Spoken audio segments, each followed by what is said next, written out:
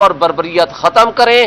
اس جبر اور ظلم کی فضا میں مجھے بتائیں کس کو آپ الیکشن لڑنے کی اجازت دے رہے ہیں؟ آپ نے لوگوں کی چادر چار دیواری کی پامالی شروع کر دی ہے، لوگوں کو دوبارہ اٹھایا جا رہا ہے، لوگوں کو ننگا کر کے تشدد کر کے مارا جاتا ہے، ان سے کنگز پارٹیاں میں شامل کرایا جاتا ہے، ان سے پارٹیاں تبدیل کرائی جاتی ہیں.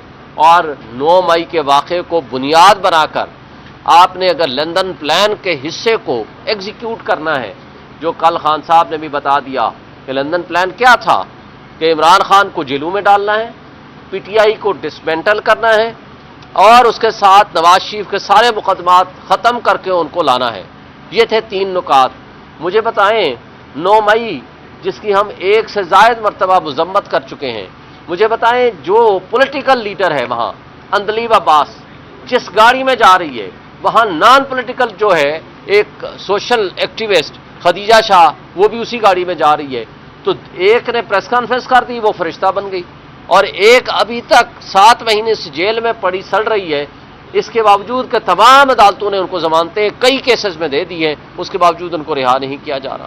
اسی طرح آپ نے دیکھا تھا آئی جی پنجاب نے پہلے دن جو پریس کانفرنس کی تھی، سب سے زیادہ اس نے کہا سب سے بڑا مجرم ہے مراد راس، لیکن اس نے اگلے دن استحکام پاکستان پارٹی جوائن کر لی، وہ فرشتہ بن گیا، وہ پوری دنیا میں گھوم رہا ہے. اور باقی تمام لوگ یاسمین راشد سمیت جو روک رہی ہے کہ آپ اندر نہیں جائیں گے، ان کو آپ نے مجرم بنا کے ملزم بنا کے جیلوں میں ڈالا ہوا ہے.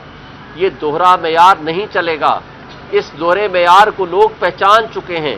یہ ہے لندن پلان اور لندن ایگریمنٹ، جس کے نتیجے میں آج وہ ایگزیکیوشن ہو رہی ہے. لیکن آپ کو ماضی سے سبق سیکھنا پڑے گا. آج آپ کا نوجوان باشعور ہو چکا ہے، وہ اکثریت کو اقلیت میں تبدیل نہیں کرنے دے گا. آپ ووٹ ڈالیں پی ٹی آئی کو، وہ نکلے کسی اور پارٹی کا، یہ نہیں ہونے دیا جائے گا. اس کے لیے ہمارا نوجوان، ہمارے پی ٹی آئی کے ورکرز آج وہ اس سارے فراڈ اور ڈرامے کو دیکھ رہے ہیں اور پوری قوم اس کو دیکھ رہی ہے. میں سمجھتا ہوں کہ آج بھی وقت ہے کہ اس ملک پہ ترس کھائیں. ملک کی نیشنل سیکورٹی ایٹ رسک ہو گئی ہے. 25 کروڑ عوام غربت کی لکیر کے نیچے چلے گئے ہیں. حالات ایسے نہج کو پہنچ گئے ہیں کہ آپ کا آج ایک عام آدمی اس کو روٹی کھانے کو نہیں مل رہی. عام آدمی کی پوزیشن یہ ہے کہ آج آپ کے ملک میں بجلی کا بل اگر دیں تو وہ بچوں کی فیس ہی ادا نہیں کر سکتے، بچوں کی فیس ادا کریں تو وہ گھر کا راشن پورا نہیں کر سکتے.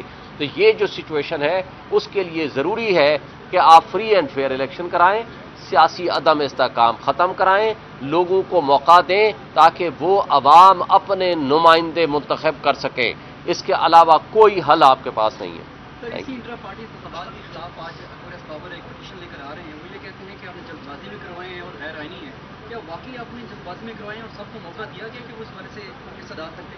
جو پی ٹی آئی کے ورکرز ہیں، جو پی ٹی آئی کے کارکنان ہیں، ان کو پورا موقع دیا گیا. سب لوگ اکٹھے ہوئے. اکبر اسبابر صاحب ہمارے ورکر نہیں ہیں، ہمارے کارکن نہیں ہیں، ان کو بہت پہلے سے نکالا جا چکا ہے.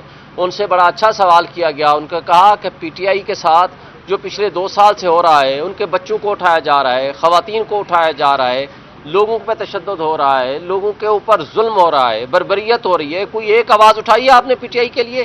آپ اگر پی ٹی آئی میں ہیں تو آپ نے زبردستی پی ٹی آئی کا بننا ہے. آپ پروسیڈنگز کرتے ہیں پی ٹی آئی کے خلاف، آپ کہتے ہو میں پی ٹی آئی کا ہوں اور اس کا الیکشن لڑنا چاہتا ہوں. Thank you.